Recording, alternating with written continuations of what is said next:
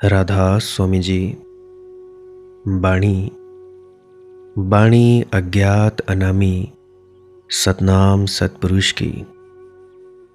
आज की सत्संग वीडियो का विषय एक प्रश्न के आधार पर है। प्रश्न पूछा गया है एक मित्र द्वारा कि परमात्मा हमेशा निराकार रूप में ही क्यों होता है। परमात्मा साकार भी तो हो सकता है, जैसा कि भक्ति सूत्र में कहा, भक्त्या अनुवृत्त्या, तो भक्ति साकार की ही होनी चाहिए। कोई ना कोई रंग रूप होना चाहिए परमात्मा का। जैसे सूरज है तो वहाँ पे वो साकार है, वैसे ही परमात्मा भी साकार क्यों नहीं है। परमात्मा का आकार क्यों नहीं है, उसे हमेशा निराकार ही क्यों कहा जाता है। तो चलिए इसी विषय के संदर्भ में आज की सत्संग वीडियो आरंभ करते हैं। गुरु प्यारी सत्कारयोग सत्संगत जी, आप सभी के भीतर बैठे परमात्मा को मेरा प्रणाम। आप सभी के चरणों में मेरा प्रणाम स्वीकार करें। विनती करना चाहता हूँ, जो भी व्यक्ति अपने मन से परेशान है, गहरे ध्यान में उतरना चाहता है और तरक्की करना चाहता है, विषय वासनाओं पर विजय प्राप्त करना चाहता है, वो व्यक्ति इस पूरी वीडियो को अंत तक सुनने की कृपालता ज़रूर करें जी। हो सकता है कोई ना कोई तुक, कोई ना कोई वाक्य ऐसा आपके जहन में उतर जाए जिससे कि आपका मन ठहर जाए और आप गहरे ध्यान में डूब जाओ। बाकी जैसी आपकी मौज, जैसी आपकी मर्जी। तो अभी हम अपने मूल विषय की ओर बढ़ रहे हैं। जैसा कि मित्र ने पूछा कि परमात्मा का कोई आकार क्यों नहीं। मेरे भाई, किसने कहा कि परमात्मा साकार नहीं है? सभी आकार उसी के हैं। परमात्मा का कोई आकार नहीं है। तुम परमात्मा का आकार खोज रहे हो, इसलिए सवाल उठता है कि परमात्मा साकार क्यों नहीं। वृक्ष में भगवान वृक्ष है, पक्षी में पक्षी है, झरने में झरना है, आदमी में आदमी है, पत्थर में पत्थर है, फूलों में फूल है। तुम भगवान का आकार खोज रहे हो तो चूकते चले जाओगे। सभी आकार जिसके हैं उसका अपना कोई आकार नहीं हो सकता। अब यह बड़े मज़े की बात है। इसका अर्थ हुआ कि सभी आकार जिसके हैं वह स्वयं निराकार ही हो सकता है। ये ज़रा उल्टी बात लगती है। सभी आकार जिसके हैं वह निराकार। सभी नाम जिसके हैं उसका अपना नाम कैसे होगा? जिसका अपना नाम है उसके सभी नाम नहीं हो सकते। सभी रूपों से जो झलका है उसका अपना रूप नहीं हो सकता। जो सब जगह है उसे एक जगह खोजने की कोशिश करोगे तो चूक जाओगे। सब जगह होने का एक ही ढंग है कि वह कहीं भी ना हो। अगर कहीं होगा तो सब जगह ना हो सकेगा। कहीं होने का अर्थ है कि जी उसकी सीमा होगी। सब जगह होने का अर्थ है कोई सीमा ना होगी। तो परमात्मा कोई व्यक्ति नहीं है। परमात्मा सभी के भीतर बहती जीवन की धारा है। वृक्ष में हरे रंग की धार है, वो जीवन की धार है। वृक्ष आकाश की तरफ उठ रहा है, वह उठना परमात्मा है। वृक्ष छिपे हुए बीज से प्रकट हो रहा है, वह प्रकट होना परमात्मा है। परमात्मा अस्तित्व का नाम है। परमात्मा ऐसा नहीं है जैसे पत्थर है। परमात्मा ऐसे नहीं है जैसे तुम हो। परमात्मा ऐसा नहीं जैसे कि चांद तारे हैं। परमात्मा किसी जैसा नहीं, क्योंकि फिर सीमा हो जाएगी। अगर परमात्मा तुम जैसा हो, पुरुष जैसा हो, तो फिर स्त्री में कौन होगा? स्त्री जैसा हो तो पुरुष वंचित रह जाएगा। मनुष्य जैसा हो तो पशुओं में कौन होगा? और पशुओं जैसा हो तो पौधों में कौन होगा? इसे समझने की कोशिश करो। परमात्मा जीवन का विशाल सागर है। हम सब उसके रूप हैं, तरंगे हैं। हमारे हजार ढंग हैं। हमारे हजारों ढंगों में वही मौजूद है। और ध्यान रहे कि हमारे ढंग पर ही वह समाप्त नहीं है, वह और ढंग ले सकता है। वह कभी भी ढंगों पर समाप्त नहीं होगा। उसकी संभावना अनंत है। तुम ऐसी कोई स्थिति की कल्पना नहीं कर सकते जहां परमात्मा पूरा पूरा प्रकट हो गया हो। कितना ही प्रकट होता चला जाए, अनंत रूप से प्रकट होने को शेष है। इसीलिए तो उपनिषद कहते हैं, उस पूर्ण से हम पूर्ण को भी निकाल लें तो भी पीछे पूर्ण ही शेष रह जाता है। हम कितना ही निकालते चले जाएं, हमारे निकालने से कुछ कमी नहीं पड़ती। हमारे निकालने से वह कुछ छोटा नहीं होता जाता। पूर्ण का पूर्ण ही शेष रहता है। पूछा है, भक्ति साकार ही होनी चाहिए। मेरे भाई, भक्ति तो साकार ही है, लेकिन भगवान साकार नहीं है, क्योंकि भक्ति का संबंध भक्त से है, भगवान से नहीं है। भक्त साकार है तो भक्ति साकार है, लेकिन भक्ति अंतिम परिणाम भगवान है। प्रथम तो यात्रा शुरू होती है भक्त से, अंतिम उपलब्धि होती है भगवान पर। शुरू तो भक्त करता है, पूर्णता भगवान करता है। प्रयत्न तो भक्त करता है, प्रसाद भगवान देता है। तुम शुरू करने वाले हो, पूरे करने वाले तुम नहीं हो। पूरा परमात्मा करेगा। तो भक्ति के दो अर्थ हो जाएंगे। जब भक्त शुरू करता है तो वह साकार होती है।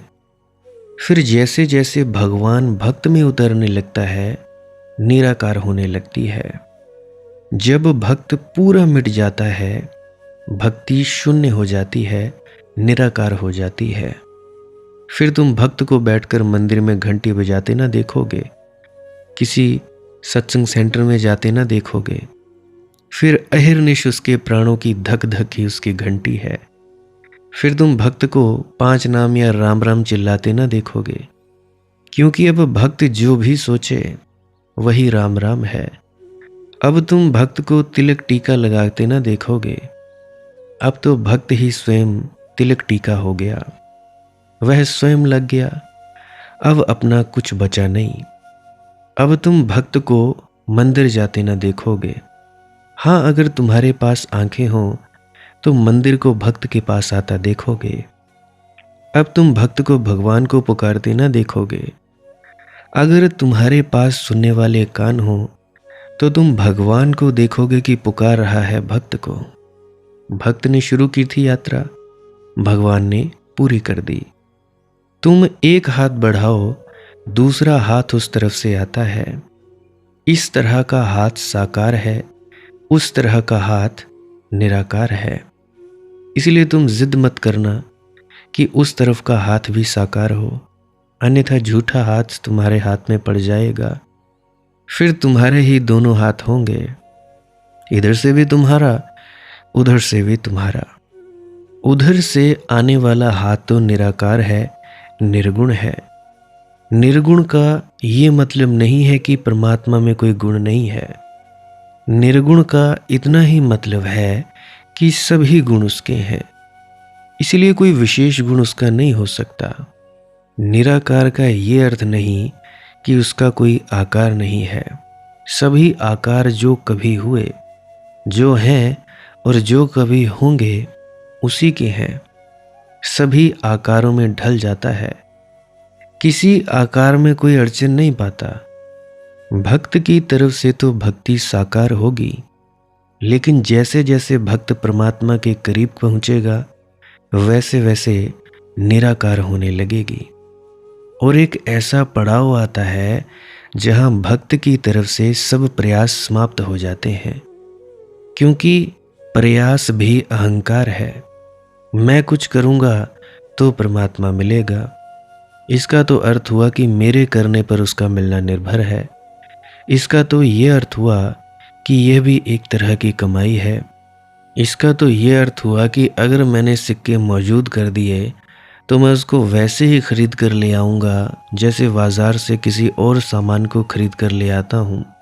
पुण्य के सिक्के सही, भक्ति भाव के सिक्के सही नहीं, ऐसा नहीं है। मैं सब भी पूरा कर दूं तो भी उसके होने की अनिवार्यता नहीं है। मेरे सब करने पर भी वह नहीं मिलेगा जब तक कि मेरा करने वाला मौजूद है। तो भक्त पहले करने से शुरू करता है, बहुत करता है, बहुत रोता है, बहुत नाचता है, बहुत याद करता है, बहुत तड़फड़ता है। फिर धीरे धीरे उसे समझ में आता है कि मेरी तड़फन में भी मेरी अस्मिता छिपी है, मेरी पुकार में भी मेरा अहंकार है, मेरे भजन में भी मैं हूँ, मेरे कीर्तन में भी मेरी छाप है, मेरा जो कृत्य है, कर्म है, वो मौजूद है। तो जिस दिन ये समझ आती है उस दिन भक्त मिट जाता है। उस दिन जैसे किसी ने शीशा गिरा दिया और कांच के टुकड़े टुकड़े हो गए, उस दिन भक्त नहीं रह जाता। जिस दिन भक्त नहीं रह जाता, भक्ति कौन करे? कौन जाए मंदिर? कौन जाए किसी डेरे या सत्संग घर में? कौन मंत्रोच्चार करे? कौन विधि विधान पूरा करे? एक गहन सन्नाटा घेर लेता है। उसी सन्नाटे में दूसरा हाथ उतरता है। तुम मिटे नहीं कि परमात्मा आया नहीं। तुमने सिंहासन खाली किया कि वह उतरा। तुम्हारी शून्यता में ही उसके आगमन की संभावना है। भक्ति तो साकार है, भगवान निराकार है। और भक्त के संबंध में हम क्या कहें? भक्त अपने को साकार समझता है, वह उसकी भ्रांति है।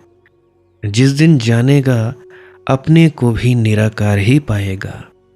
भक्त अपने को भक्त समझता है, यह भी उसकी भ्रांति है।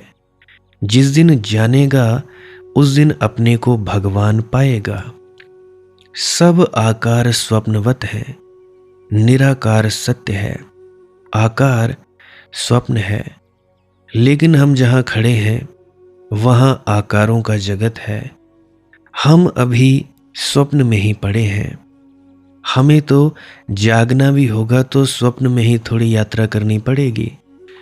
भक्ति साकार ही होनी चाहिए, होती ही है। निराकार भक्ति हो नहीं सकती, क्योंकि निराकार में करने को क्या रह जाता है? करने वाला नहीं रह जाता। तो भक्ति तो साकार ही होगी, लेकिन भगवान निराकार है। इसलिए एक ना एक दिन भक्ति भी जानी चाहिए। भक्ति की पूर्णता पर भक्ति भी चली जाती है। प्रार्थना जब पूर्ण होती है तो प्रार्थना भी चली जाती है।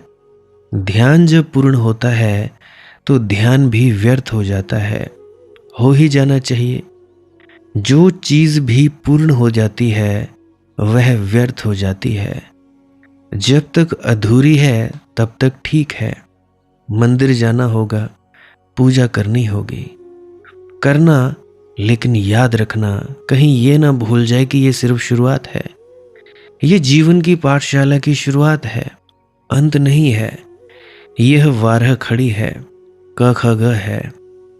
छोटे बच्चों की किताबें देखो, कुछ भी समझाना हो तो चित्र बनाने पड़ते हैं, क्योंकि छोटा बच्चा चित्र ही समझ सकता है। आम तो छोटे में लिखो, आम का बड़ा चित्र बनाओ। पूरा पन्ना आम के चित्र से भरो और छोटू से कोने में आम लिख दो, क्योंकि पहले यह चित्र देखेगा तब वह शब्द को समझेगा। अपनी बताऊं, दूसरी, तीसरी, शायद चौथी, पांचवी के बाद चित्र जो थे वो बड़े कम होने लगे और मुझे वो किताबें पसंद नहीं आती थी। जब मैं पहली, दूसरी, तीसरी कक्षा में था तब चित्र हुआ करते थे किताब में। मैं पन्ने पलट पलट कर देखा करता था, मुझे बहुत मज़ा आता था। परंतु जैसे ही चित्र खो गए सब काम ऊब गया, बोरिंग हो गया। तो ऐसे ही भक्त है। भगवान को कोने में रखो, बड़ी मूर्ति बनाओ, खूब सजाओ। अभी भक्त बच्चा है, अभी उस खाली कोने में जो भगवान है वह उसे दिखाई ना पड़ेगा। तुमने कभी गौर किया, मंदिर गए हो, जहां मूर्ति है वहां तो भगवान है, लेकिन खाली जगह तो मूर्ति को घेरे हुए है कि नहीं? क्या वहां भगवान दिखाई पड़ा? वहां भी भगवान है, तुम्हें नहीं दिखाई पड़ा क्योंकि तुम्हें मूर्ति चाहिए। बचपना है अभी। मंदिर में भगवान दिखाई पड़ा, मंदिर के बाहर कौन है? मंदिर की दीवारों को कौन छू रहा है? सूरज की किरणों में किसने मंदिर की दीवारों पर थाप ही है? हवाओं में कौन मंदिर के आसपास लहरें ले रहा है? मंदिर की सीढ़ियों पर चढ़ाते हुए भक्तों के भीतर कौन सीढ़ियां चढ़ रहा है? वहां तुम्हें अभी नहीं दिखाई पड़ा। अभी बचकाना है मन, अभी चित्र चाहिए, मूर्ति चाहिए। अभी तुम्हें सिर्फ गुरु में ही परमात्मा दिखता है, बाकी लोगों में नहीं। अभी तुम बचकाने हो, भेदभाव वाले हो, भेद बुद्धि वाले हो। अभी तुम्हें लगता है कि एक ही व्यक्ति पूर्ण हो सकता है और कोई हो नहीं सकता, एक ही व्यक्ति पहुंच सकता है और कोई पहुंच नहीं सकते। अरे अगर एक ही व्यक्ति पहुंचा, बाकी नहीं पहुंचे, तो यह तो बड़ी शर्म की बात है कि अध्यापक तो पढ़ा रहा है लाखों बच्चों को, पास एक भी ना हुआ हो। ये तो अध्यापक के लिए शर्म की बात है ना। या तो हम ऐसा कह सकते हैं कि बहुत से बच्चे होंगे जो अध्यापक के तल तक पहुंच गए होंगे। दोनों में से एक बात होनी चाहिए। तो अगर सभी बच्चे फेल हैं, अध्यापक पढ़ाता है, तो इसका मतलब अध्यापक में काबिलियत नहीं है। अगर सभी बच्चे नहीं तो कुछ बच्चे पास हैं, कुछ बच्चे अध्यापक के तल पर पहुंच गए हैं, तो इसका मतलब अध्यापक ठीक है। और तुम लोगों में बस यही है, एक ही हमारा गुरु है, वही पहुंचा हुआ है, बाकी नहीं। तो ये कैसे हो सकता है भैया, जरा मुझे बताओ। एक ही व्यक्ति पहुंचा है, बाकी नहीं पहुंच सकते, ना बाकी पहुंचे, तो दिक्कत क्या है? तो इससे तो अपने अध्यापक पर शक उठता है ना, गुरु पर, कि गुरु हमारा ठीक नहीं। तो अगर कोई व्यक्ति और भी पहुंचा है, बहुत से व्यक्ति पहुंचे हैं, उस आनंद को उपलब्ध हुए हैं, तब तो ठीक मानना चाहिए गुरु को। तुम अपने ही मुंह से अपने ही गुरु की बेइज्जती कर देते हो। तो भैया, साकार से शुरुआत करनी होती है, लेकिन साकार पर रुक मत जाना। मैं ये नहीं कहता हूं कि साकार की शुरुआत ही मत करना, नहीं तो बच्चा भाषा कभी सीखेगा ही नहीं। वह सीखने का ढंग है, बिल्कुल ज़रूरी है। अड़चन वहाँ शुरू होती है जहाँ तुम पहले पाठ को ही अंतिम पाठ समझकर बैठ जाते हो। सीख लेना और मुक्त हो जाना। जो भी सीख लो उससे मुक्ति हो जाती है। आगे चलो। मूर्ति में देख लिया, अब अमूर्त में देखो। आकार में देख लिया, अब निराकार में देखो। शब्द में सुन लिया, अब निःशब्द में सुनो। शास्त्र में पहचान लिया, अब मौन में शून्य में चलो। पर जल्दी भी मत करना। अगर मंदिर में ही ना दिखा हो तो मंदिर के बाहर तो दिख ही ना सकेगा। जल्दी मत करना। आदमी का मन अति पर बड़ी आसानी से चला जाता है। तो इस देश में तो बड़ी अतियां हुई। इसमें एक तरफ लोग हैं जो कहते हैं परमात्मा निराकार है, निरंकारी पंथ बना लिया। वे किसी तरह की मूर्ति को बर्दाश्त न करेंगे, किसी तरह की पूजा को बर्दाश्त न करेंगे। ऐसे ही मुसलमानों ने रुख पकड़ लिया, तो मूर्तियों को तोड़ने पर उतारू हो गए। अब थोड़ा सोचो, पूजा के योग्य तो मूर्ति नहीं है, लेकिन तोड़ने योग्य है। इतने में तो पूजा ही हो जाती। अब परमात्मा की कोई मूर्ति ही नहीं है तो तोड़ने का भी क्या प्रयोजन? तोड़ने में भी क्यों मेहनत लगाते हो? अति होती है, या तो पूजा करेंगे या तोड़ेंगे। इस अति के पास कोई समझ नहीं है। तो एक तरफ हैं जो जिद किए जाते हैं कि परमात्मा निराकार है। ठीक कहते हैं, बिल्कुल ठीक ही कहते हैं, परमात्मा निराकार है। लेकिन आदमी उस जगह नहीं है अभी जहां से निराकार से संबंध जुड़ सके। आदमी अभी निराकार के योग्य नहीं है। होगा बुद्ध के लिए, पर आदमी बुद्ध कहाँ? होगा महावीर के लिए, लेकिन किससे बातें कर रहे हो? जिससे बातें कर रहे हो उसकी भी तो सोचो, दया करो उस पर। तुम परम स्वस्थ लोगों की बातें अस्पताल में पड़े बीमारों से कर रहे हो। बुद्ध को जरूरत नहीं है, लेकिन जिसको तुम समझा रहे हो उसको, उस पर ध्यान करो, करुणा करो थोड़ी। निराकार की बातें करने वाले लोग बड़े दयाहीन हैं। करुणा उनके मन में जरा भी नहीं है, इसलिए उनकी निराकार की बातें सब थोथी, पांडित्य हैं, शास्त्रीय हैं। फिर दूसरी तरफ जी, साकार की बातें करने वाले लोग हैं। उनके मन में आदमी के प्रति दया तो है, लेकिन सत्य की निष्ठा नहीं।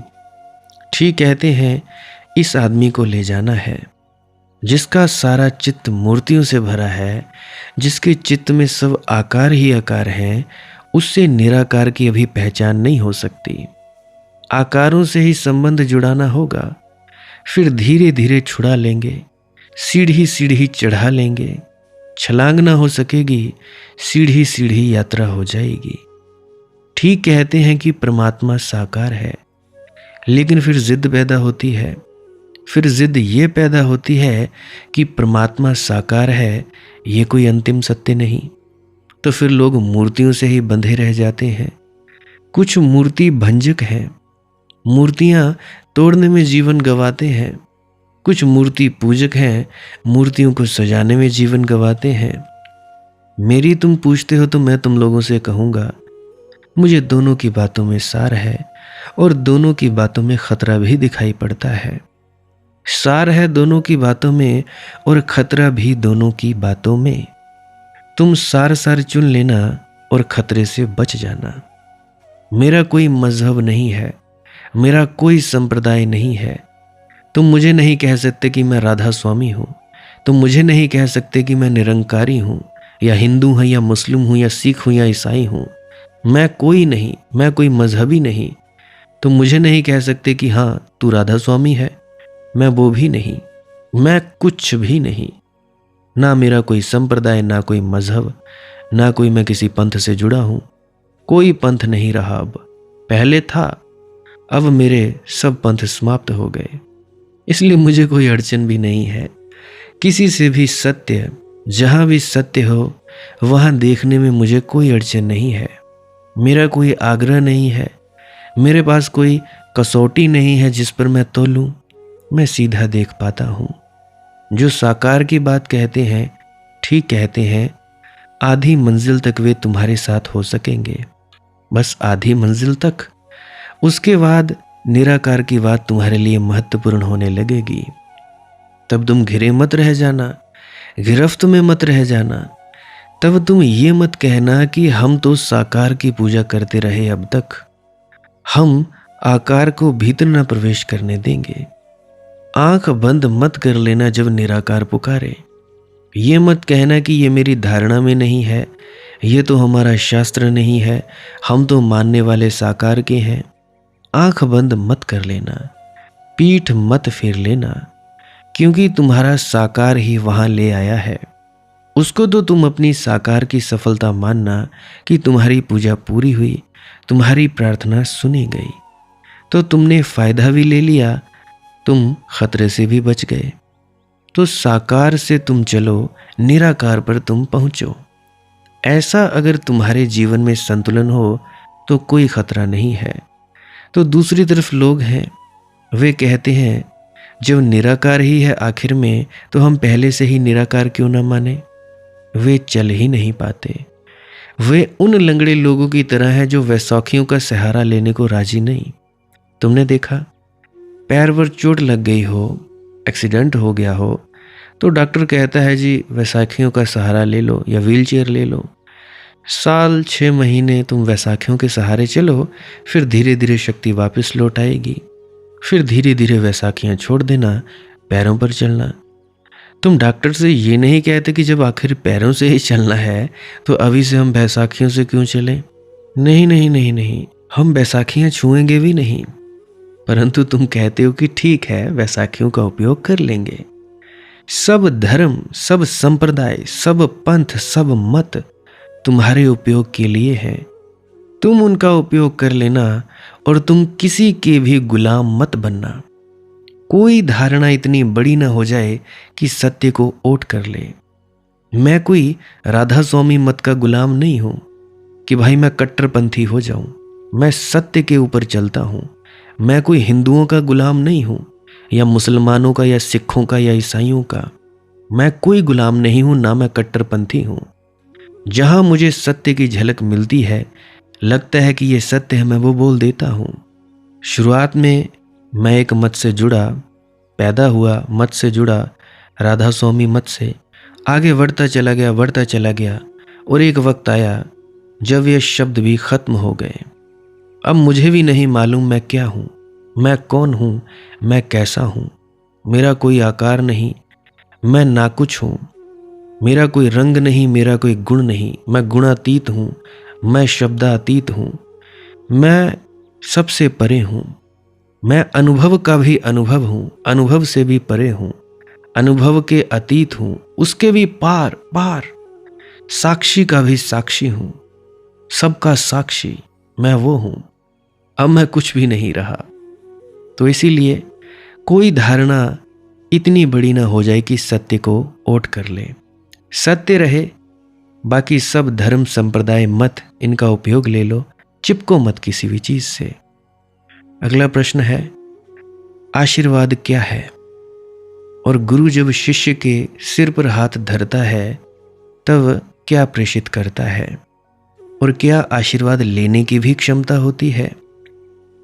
देखिए, आशीर्वाद गुरु तो अकारण देता है, वे शर्त देता है, लेकिन तुम ले पाओगे या ना ले पाओगे यह तुम पर निर्भर है। इतना ही काफी नहीं है कि कोई दे और तुम ले लो, तुम्हें उसमें कुछ दिखाई भी पड़ना चाहिए, तभी तो तुम लोगे। वर्षा हो और तुम छाते की ओट में छिपकर खड़े हो जाओ तो तुम ना भीगोगे। आशीर्वाद बरसे और तुम अहंकार की ओट में, अहंकार के छाते में छिप जाओ तो तुम ना भीगोगे। वर्षा हो जाएगी, मेघ आएंगे और चले जाएंगे, तुम सूखे के सूखे रह जाओगे। तो तैयारी तुम्हारी चाहिए, तुम्हारा स्वीकार का भाव चाहिए, ग्रहण करने की क्षमता चाहिए। चातक की भांति मुंह खोलकर आकाश की तरफ प्रार्थना से भरा हुआ हृदय चाहिए। स्वाति की बूंद तुम्हारे बंद मुंह में न गिरेगी, मुंह खुला होना चाहिए, आकाश की तरफ उठा होना चाहिए, प्रतीक्षातुर होना चाहिए। तो ही तो जब तुम गुरु के पास झुको तब वस्तुतः झुकना चाहिए। कहीं ऐसा न हो कि सिर ही झुके और हृदय बिना झुके रह जाए, तो आशीर्वाद बरस जाएगा? नहीं। समझने की बात यह है कि गुरु ये नहीं कह रहा है कि तुम्हारी कोई पात्रता होगी तो आशीर्वाद दूंगा, लेकिन तुम्हारी पात्रता ना होगी तो दिया गया आशीर्वाद तुम तक ना पहुंच पाएगा, व्यर्थ चला जाएगा। अभी तुम में से कई लोग सोचते हो कि जी चलो जा आते हैं, मिल आते हैं, हमें आशीर्वाद मिलेगा, हमारे सिर पर यह हाथ रख देगा तो हमारा कल्याण हो जाएगा। कैसे होगा यार? तुम लोग अपने अहंकार में ही डूबे रहते हो, तुम्हारी गर्दन में सरिया अटका ही रहता है। करें तो करें क्या? पहले तुम व्यक्ति की जो बाहर निकलती हुई तरंगे हैं उसको तो पियो, उसको तो पकड़ो। अगर तुम उसे ग्रहण कर पाए तभी तो वो कुछ करेगा, तभी तो वो अपने अंदर से और ऊर्जा को बिखेरेगा। ऐसे कैसे हो सकता है भाई? घी को गटर में नहीं उड़ेला जाता। घी को गटर में उड़ेलोगे क्या फायदा? घी की बर्बादी। तो उसी तरह से तुम सोचते हो जी चलो मिल लेंगे, मिलने से भी क्या होगा? तुम आओगे, बरस रही है, बरसा जा रहा है, वर्षा जा रहा है रस, तुम अहंकार में डूबे हुए हो, कैसे ग्रहण कर पाओगे भाई। गुरु आशीर्वाद देता है ऐसा कहना भी ठीक नहीं, गुरु से आशीर्वाद बरसता है ऐसा ही कहना ठीक है। अब जैसे दिए से रोशनी झरती है, फूल से गंध बहती है, ऐसा गुरु कुछ करता है, प्रेषित करता है ऐसा नहीं, तुम्हें कुछ देता है विशेष रूप में ऐसा नहीं, झर ही रहा है, वह उसके होने का ढंग है। उसने कोई ऊंचाई पाई है, जिस ऊंचाई से झरने नीचे की तरफ बहते ही रहते हैं। अगर तुम तैयार हो तो तुम नहा लोगे, तुम अगर तैयार हो तो जन्मों जन्मों की धूल बह जाएगी उस स्नान में, तुम अगर तैयार हो तो तुम्हारे मार्ग के कांटे हट जाएंगे और फूलों से भर जाएगा मार्ग। लेकिन आशीर्वाद लेने की कला झुकने की कला है, वह अहंकार को हटाने की कला है, वह स्वीकार भाव है, अस्मिता है, श्रद्धा है, आस्था है, प्रेम है। तो पहली तो बात यह है कि गुरु देता है ऐसा नहीं, गुरु आशीर्वाद का दान है, देता नहीं है। गुरु के होने में ही आशीर्वाद समाया है। ऐसा भी मत समझना कि वह तुम्हारे लिए कुछ विशेष रूप से कर रहा है। कोई भी ना हो, एकांत में भी दिया जले तो भी रोशनी जलती रहती है, तो भी प्रकाश पड़ता जाता है। वीरान में, निर्जन में फूल खिले, कोई राह से न निकले, कोई नाक पास न आए, किसी को कभी कानों कान खबर भी ना होती होगी शायद। निर्जन में खिले फूल की किसको खबर होगी, लेकिन सुगंध तो झरती ही रहेगी, सुगंध तो भरती ही रहेगी हवाओं में, हवाओं पर पंख फैलाती रहेगी। सुगंध तो दूर दूर की यात्रा पर निकलती ही रहेगी। फूल तो अपने को लुटा देगा, इससे क्या फर्क पड़ता है कि कोई था या नहीं। किसी का होना या ना होना संयोग है। फूल खिल गया है तो सुगंध का बिखरना नियति है। गुरु वही है जिससे आशीर्वाद ऐसे ही बिखरता है जैसे फूल खिल गए और उससे गंध बिखरती है। संयोग की बात है कि कोई ले ले, झेल ले। संयोग की बात है कि कोई अपने नासापुटों को भर ले। संयोग की बात है कि इन किरणों को कोई संभाल ले अपने हाथों में और अपने अंधेरे रास्ते पर चिराग जला ले। ये संयोग की बात है। आशीर्वाद दिया नहीं जाता, गुरु के होने का ढंग आशीर्वाद है, वह प्रसाद रूप है। आशीर्वाद क्या है? आशीर्वाद जैसे मैंने कहा, फूल जब खिलता है तो गंध बिखरती है। गंध क्या है? बीज में छिपी थी, फूल में प्रकट हुई, बीज में बंद थी, फूल में खिली। लंबी यात्रा करनी पड़ी, बीज अंकुर बना। कितनी कठिनाइयां थीं, कितने पत्थर रोड़े थे राह में बीज के, जमीन को फोड़ कर ऊपर आया। कितना कोमल था और कितना संघर्ष था। हजार उपद्रवों को झेलकर बचा, वृक्ष बना, फूल खिले, गंध बिखरी। तो गुरु तुम्हारे भीतर जो कल होने वाला है, तुम्हारा जो भविष्य है, वह गुरु का वर्तमान है। तुम अगर बीज हो तो वह गंध हो गया है। तुम अगर बंद झरने हो, राह नहीं खोज पा रहे हो, तो वह सागर से मिल गया है। वह तुम्हारा भविष्य है। गुरु में तुम अपने होने की आखिरी संभावना का दर्शन पाते हो। आशीर्वाद का अर्थ है गुरु के सानिध्य में तुम्हारे वर्तमान और तुम्हारे भविष्य का मिलन होता है। तुम्हारा भविष्य तुम्हारे वर्तमान पर झरता है। गुरु माध्यम है। तुम जो नहीं हो अभी और हो सकते हो, उसकी खबर है। अगर तुम ठीक से झुक जाओ तो उसका आशीर्वाद तुम्हारे लिए एक ऊर्ध्व यात्रा बन जाएगी। वह तुम्हारे ऊपर उतरेगा, बरसेगा। जैसे आकाश से वर्षा होती है, जमीन में छिपे बीज तक पहुंचती है, ऐसा वह तुम तक पहुंचेगा। आकाश से वर्षा होती है, जमीन में छिपे बीज तक पहुंचती है और तत्क्षण बीज का अंकुरण फूट पड़ता है और बीज आकाश की तरफ उठने लगता है। तो आशीर्वाद में गुरु तुम तक पहुंचेगा, उतरेगा, उसका अस्तित्व तुम्हारे अस्तित्व को छुएगा। तुम्हारी भूमि में अंधेरे में दबे हुए बीज पर उसकी वर्षा होगी और तत्क्षण तुम ऊपर की यात्रा पर निकल जाओगे। आशीर्वाद का अर्थ है गुरु ने तुम्हारे शून्य में, तुम्हारी रिक्तता में अपने को भरा, ताकि तुम्हारे भीतर जो दबा पड़ा है उसे पुकार मिल जाए, उसे आह्वान मिल जाए, चुनौती मिल जाए, सुगबुगाहट पैदा हो। तुम्हारे भीतर जो बीज है वह भी अंकुरित होने लगे, उसे खबर मिल जाए कि मैं क्या हो सकता हूं। इसलिए भक्ति शास्त्र सत्संग की महिमा गाता है। तुम करीब आओ, तुम झुको तो गुरु तुम्हारे करीब आ पाता है। तुम झुको तो वह तुम में उतर पाता है, अवतरण होता है। अभी देखो टेक्नोलॉजी का ज़माना है। तुम शब्दों को सुनो, यहाँ से फेंको, वीडियो के माध्यम से अपने कानों से सुनो, तुम उसी परमात्मा का अनुभव करोगे जिसका अनुभव बोलने वाला करता है। फर्क कोई नहीं। टेक्नोलॉजी का ज़माना है, इतनी ज़्यादा तकनीक बढ़ गई है। यूट्यूब के माध्यम से हम घर बैठे उस आनंद को अनुभव कर सकते हैं। जो आनंद यहाँ पे फेंका गया वही आनंद तुम्हारे पास उस परमात्मा द्वारा फेंका जाता है। बस तार जुड़ गए, बात बन गई, बल्ब जल गया, करंट आ गया। तो भैया हर आशीर्वाद में परमात्मा अवतरित होता है। हर आशीर्वाद अवतार है। हमने उन्हीं व्यक्तियों को अवतार कहा है जिनके कारण बहुत से व्यक्तियों के भीतर, अनेकों के भीतर सोई हुई संभावनाएं सजग हो गईं, वास्तविक बनी।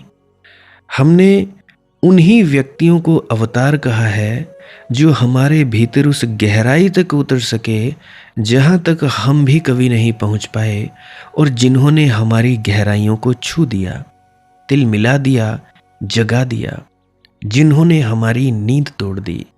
तो आशीर्वाद अवतरण है ऊंचाइयों का तुम्हारी गहराइयों में, भविष्य का तुम्हारे वर्तमान में, संभावना का तुम्हारी वास्तविकता में, तुम्हारे तथ्यों के जीवन में सत्य की पुकार है।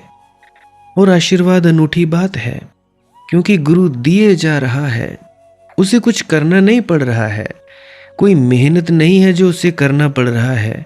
तुम ना भी लोगे तो भी यह गंध हवाओं में लुटानी ही पड़ेगी। मेघ जब भर जाएंगे तो बरसेंगे ही। बीज अंकुरित हो या ना हो, मेघ जब भर जाएंगे तो बरसेंगे ही, बरसना ही पड़ेगा। तो गुरु मेघ है, बरस रहा है। बुद्ध ने तो उस अवस्था को मेघ समाधि कहा है। जब समाधि बरसती है वही गुरु की दशा है। जब समाधि बरसने लगती है तब आशीर्वाद, तब प्रसाद। पर तुम ले सको तो ही ले पाओगे। झुकने की कला सीखो, मिटने की कला सीखो, तो तुम्हारे होने का सूत्रपात होता है। अब इसका मतलब ये नहीं कि मुंडी नीचे गिरा दी तो झुकना हो गया। चाहे तुम सीधे खड़े रहो, अहंकार झुक गया, अहंकार टूट गया तो झुकने की कला आ गई। तो मिटने की कला सीखो तो तुम्हारे होने का सूत्रपात होता है।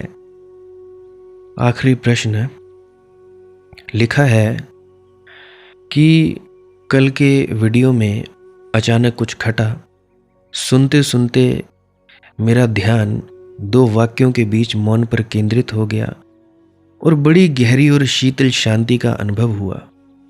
मेरा प्रणाम स्वीकार करें प्रभु। मेरे भाई, शुभ हुआ। उस तरफ ज्यादा से ज्यादा ध्यान को ले जाएं, ताकि यह घटना केवल एक याद न रह जाए, ताकि यह घटना धीरे धीरे तुम्हारे जीवन की शैली बन जाए।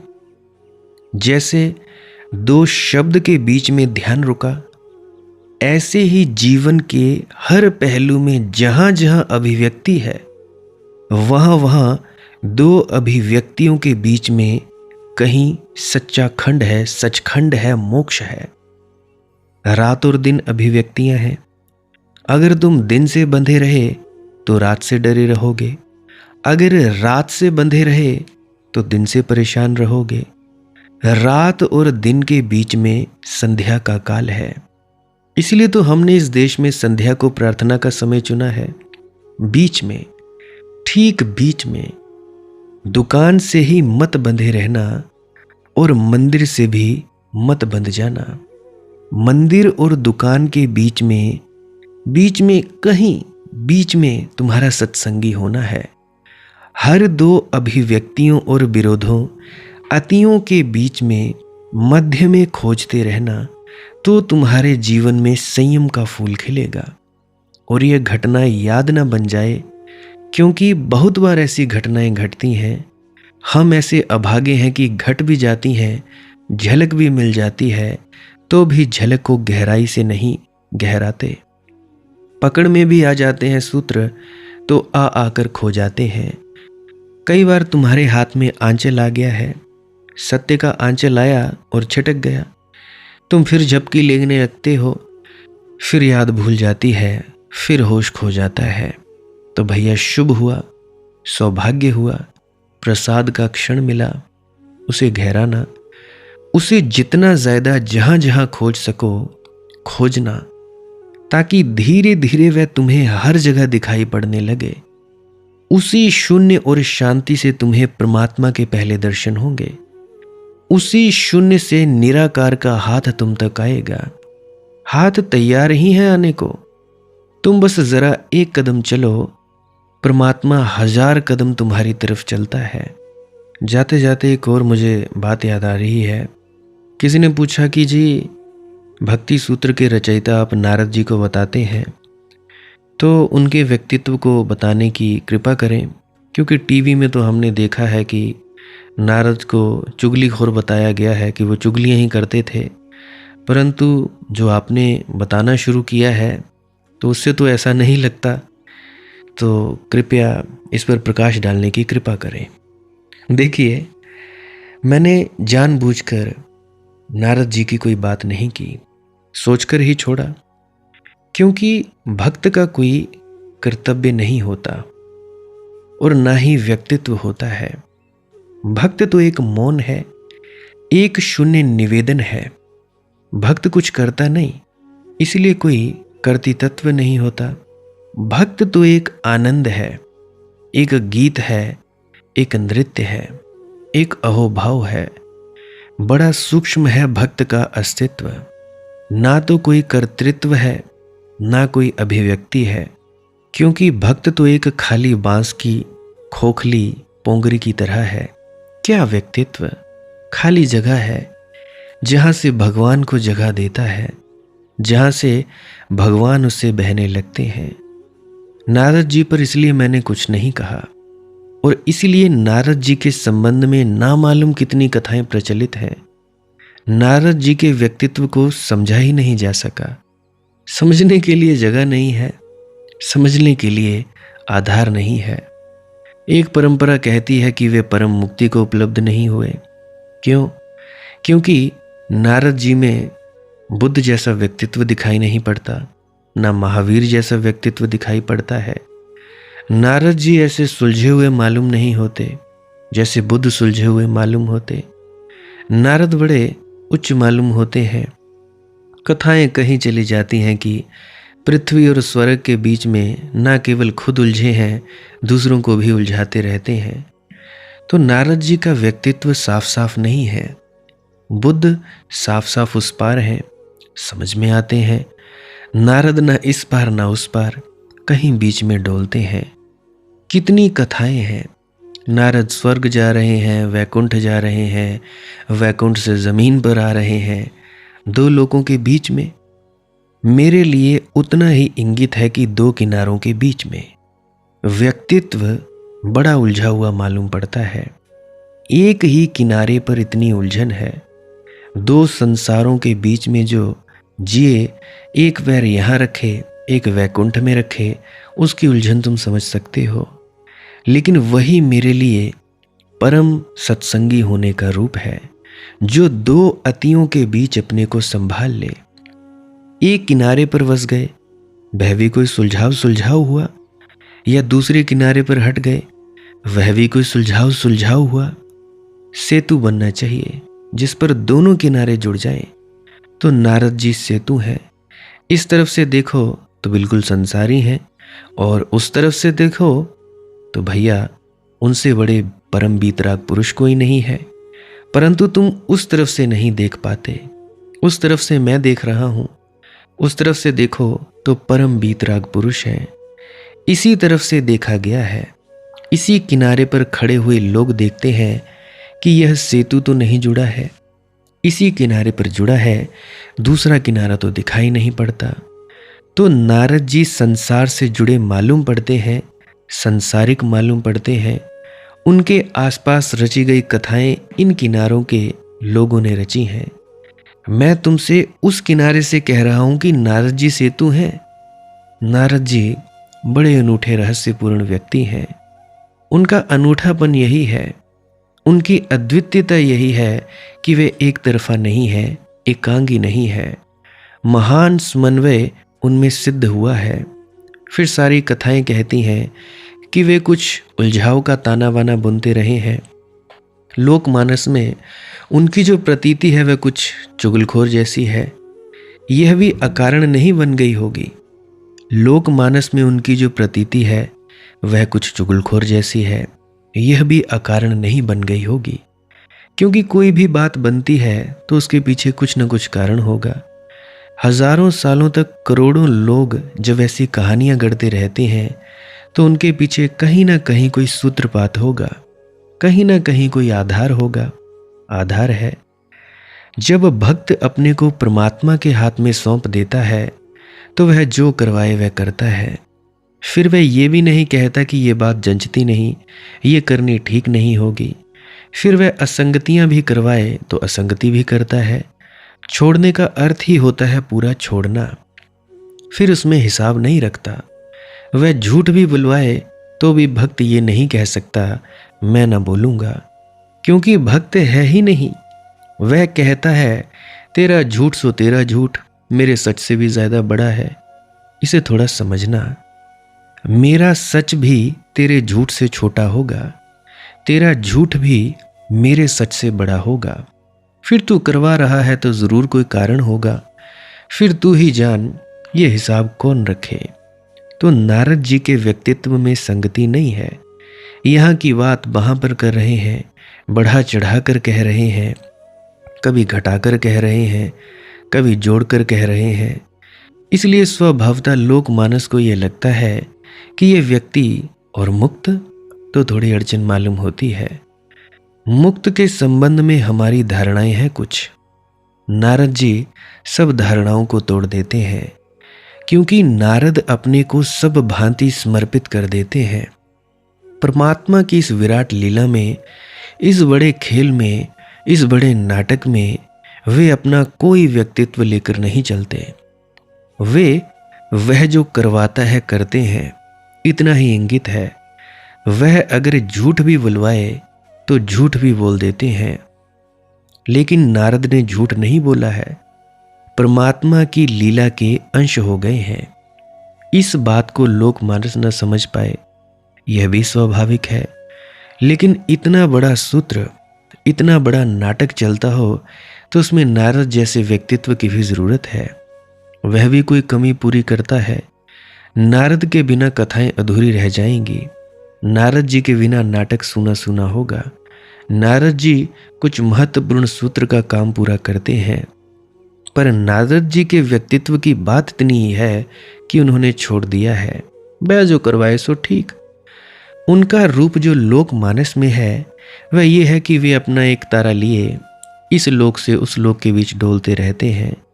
उनका वाद्य उनके साथ है, उनका संगीत उनके साथ है, उनके भीतर भी संगीतपूर्ण दशा उनके साथ है। ज़्यादा कुछ उनके संबंध में कहा नहीं जा सकता, कहने की कोई ज़रूरत नहीं है। उनका एक तारा ही उनका प्रतीक है। भीतर उनके एक ही स्वर बज रहा है, वह भक्ति का है। एक ही स्वर बज रहा है, वह समर्पण का है। एक ही स्वर बज रहा है, वह श्रद्धा का है। फिर परमात्मा जो करवाए, जो उसकी मर्जी। नारद की अपनी कोई मर्जी नहीं है। अपने व्यक्तित्व को बनाने में भी उनकी कोई आचरणगत धारणा नहीं है। महावीर की मर्जी है, वे पैर फूंक फूंक कर रखते हैं। उनके पास एक आचरण है, बुद्ध की एक मर्जी है, एक शील है। नारद के पास अपना उतना भी दावा नहीं है। तो इसीलिए अगर मुझसे तुम पूछते हो तो मैं तुमसे कहता हूँ कि यही परम मुक्ति है। तो जैसा कि कहा गया है कि नारद जी इस लोक से उस लोक में डोलते रहते हैं, इसको अगर प्रतीकात्मक रूप से समझा जाए तो नारद जी ऐसे व्यक्ति कि पल में संसार में, पल में अपने भीतर उस परम आनंद में। बस इतना ही, आज के लिए बस इतना ही। किसी का कोई प्रश्न हो, कोई दिक्कत परेशानी हो तो कमेंट सेक्शन में लिख सकता है, मुझे व्हाट्सएप कर सकता है। डिस्क्रिप्शन में मेरा व्हाट्सएप नंबर दिया गया है, तो वहाँ पे भी मुझे मैसेज कर सकता है। बाकी शेयर करना हो तो कर सकते हैं अपने मित्रों तथा परिजनों के साथ। ये वीडियो व्हाट्सएप स्टेटस पे लगा सकते हैं। जो सब्सक्राइब करना चाहे कोई नया व्यक्ति, वो सब्सक्राइब भी कर सकता है इस चैनल को। ये मैं बात नए व्यक्तियों के लिए कह रहा हूँ, ताकि जब भी कभी नई वीडियो आए तो आप जिसको सबसे पहले सुन सकते हैं। लाइक कर सकते हैं इस वीडियो को और हाइप कर सकते हैं। 3-4 हज़ार लाइक कर दीजिए जितने भी लोग हैं। इससे YouTube को और ज़्यादा रिकमेंडेशन के लिए मदद मिलेगी। किसी ने बोला कि 3-4 हज़ार बार एक ही व्यक्ति लाइक कैसे करे। देखिए, 3-4 हज़ार संख्या है, क्योंकि 5-6 हज़ार मुझे सुनते हैं, तो 3-4 हज़ार अगर लाइक के बटन को दबा देंगे तो उससे 3-4 हज़ार बार गिनती हो जाएगी। ये नहीं कि एक व्यक्ति 3-4 हज़ार बार करता है। बाकी ऐसी कोई बड़ी बात नहीं, अगर हो पाए तो ठीक है, नहीं हो पाए तब भी ठीक है, कोई दिक्कत परेशानी की बात नहीं। जैसी मौज कहना मेरा फ़र्ज़ है, बाकी कोई बात नहीं। भजन सिमरन क्या है, श्वास क्रिया क्या है, इसके बारे में आप जानना चाहते हो तो भी मैं वो क्लिप लगाए देने वाला हूँ। उस क्लिप को भी आप जी सुनकर ज़रूर जाइएगा। भजन सिमरन क्या है? भजन और सिमरन 2 अंग हैं। सिमरन है कुछ शब्दों का जाप करना जो आपको आपके सदगुरु द्वारा बताए जाते हैं। कोई भी जाप हो सकता है, कोई भी शब्द हो सकते हैं। करना क्या है? किसी कमरे में बैठ जाइए, या रात को बैठ सकते हैं, सुबह बैठ सकते हैं, या जब भी आपको फुर्सत के लम्हे मिले बैठ सकते हैं। तो जब बैठें तो शरीर को बिना हिलाए डुलाए बैठना है। जो बैठ नहीं सकता तो वो लेट जाए, जो चौकड़ी नहीं मार सकता वो टांगे सीधी कर ले। कोशिश ये रहनी चाहिए कि ज़्यादा से ज़्यादा वक्त शरीर को बिना हिलाए डुलाए बैठा जाए। उसके बाद अपने शब्दों का जाप शुरू कर दें। आंख बंद रखें, आंखों पर ज़्यादा जोर नहीं लगाना है, कोई कष्ट नहीं देना है, नहीं तो सर में दर्द होगा और फिर आप लोगों को परेशानी हो सकती है। तो आपने क्या करना है? चुपचाप शांत होकर बैठे रहना है, शब्दों का जाप शुरू कर देना है। जितनी देर भी आप करना चाहो, आधा घंटा, पौना घंटा, 10 मिनट, 15 मिनट, या जितनी भी आपको आपके सदगुरु द्वारा दिया गया निर्देश है, जितना निर्देश है उसका पालन कीजिए। और उसके बाद दूसरा स्टेप करना बड़ा ही ज़्यादा ज़रूरी है। वो क्या है? वो उसी अवस्था में बैठे रहें या आसन भी बदल सकते हैं। ये जो शब्दों का जाप होता है ये एकाग्रता के लिए होता है, ताकि मन की एकाग्रता आ जाए। और जब मन की एकाग्रता आ जाए फिर दूसरा कदम क्या है? धुन सुनने के लिए बैठना। चुपचाप बैठे रहें, आंख बंद है, शब्दों का जाप बंद कर देना है।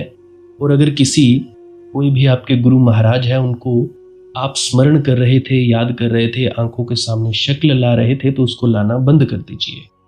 शब्द धुन सुन रही है तो सुनते रहिए। आंख बंद करके अंधेरे में ही टिके रहें। टिके रहना है और ये इच्छा नहीं करनी है कि कुछ दिखे, कहीं पहुंचा जाए, परमात्मा को पाना है, ये करना है, वो करना है। याद रखें, ना कुछ समझना है, ना कुछ देखना है। ऐसे ही अज्ञानी होकर इसी अंधेरे में पड़े रहें।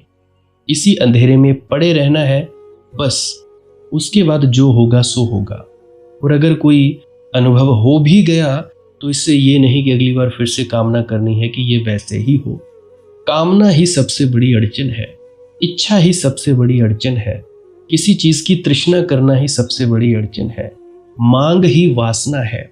अगर परमात्मा चाहिए तो कुछ नहीं मांगना है, चुपचाप बस बैठो, अपने आराम में बैठो, अपने विश्राम में बैठो।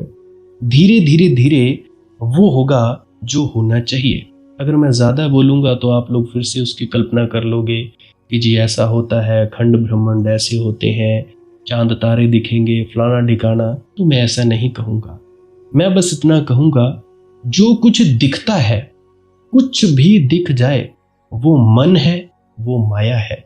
जो नहीं दिखता वही आत्मा है, वही आत्मा में होना है।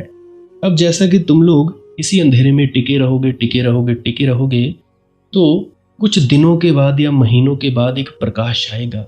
वो प्रकाश पूरे शरीर में फैलता जाएगा और धीरे धीरे तुम इस प्रकाश के सहारे अपने आप में स्थित होगे। अब देखो, इस प्रकाश को देखने वाले भी तुम हो और इस शब्द धुन को सुनने वाले भी तुम हो। अब जो ये शब्द धुन को सुनता है और प्रकाश को देखता है, ये तुम हो। तो अपने आप में स्थित होना है, अपने आप को जानना ही सच्चा आत्मज्ञान है। खुद को जानना, खुद को जान लिया, मालिक को फिर जान जाओगे। तो इतनी सी प्रक्रिया है। और आगे आप श्वास क्रिया भी कर सकते हो। ये मुझे बताई गई थी विजय शर्मा जी द्वारा। वो एक उच्च कोटि के संत हैं, तो उन्होंने मुझे बताई। अब मेरा फर्ज बनता है कि आप सभी को बताऊं। वैसे तो मैं रोज रोज बताता हूं, फिर भी आज फिर से बता रहा हूं। श्वास क्रिया क्या है? नाक से सांस लेना है, मुंह से छोड़ना है। लंबा सांस लेना है नाक से और मुंह से छोड़ देना है। 15 मिनट करें, 20 मिनट करें, आधा पौना घंटा, जितनी देर भी आप कर सकते हो करें। करने के बाद करना कुछ नहीं है, चुपचाप आंख बंद करके बैठ जाना है। लेट सकते हो तो लेट सकते हैं, वो आपकी अपनी इच्छा है। नींद आ जाए तो सो जाना है, तो शरीर को कष्ट नहीं देना है। अगर सर घूमे घूमने देना है, अगर आपका शरीर कांपे तो कांपने देना है। उसकी आपने दिक्कत, परेशानी और चिंता नहीं लेनी है, ये सब होता ही है। और मरने से डर लगे तब भी नहीं डरना है, ये होता ही है। क्या कहा मैंने? 15 से 20 मिनट कर सकते हैं, उसके बाद चुपचाप बैठें और अपने भीतर अपने आप उतर जाओगे। ठीक है जी। प्रेग्नेंट लेडीज़ बिल्कुल ना करें, जिनको दिल की बीमारी है या गोलियां वगैरह खाते हैं वो भी बिल्कुल ना करें, और बाकी सब कर सकते हैं। जिनको नींद नहीं आती वो अवश्य करें, और जिनको थोड़ा डिप्रेशन रहता है वो भी अवश्य करें, और जिनके बच्चे थोड़े पढ़ाई में कमज़ोर हैं वो भी ज़रूर करें। बाकी आपकी मौज है, करना हो करिए, नहीं तो आपकी अपनी अपनी इच्छा है। और ध्यान दें, जब सिमरन करें तो उसके बाद सीधा भजन पे बैठें, और जब ये श्वास क्रिया करें तो उसके बाद सीधा भजन के लिए बैठें। अलग अलग प्रक्रियाएं हैं। एकाग्रता के लिए है श्वास क्रिया और एकाग्रता के लिए ही है भजन सिमरन। सिमरन भी एकाग्रता के लिए और श्वास क्रिया भी एकाग्रता के लिए। ठीक है, मिक्स नहीं करना है, अलग अलग करिए। अगर श्वास क्रिया करी तो उसके बाद सीधा धुन सुनने पर बैठें।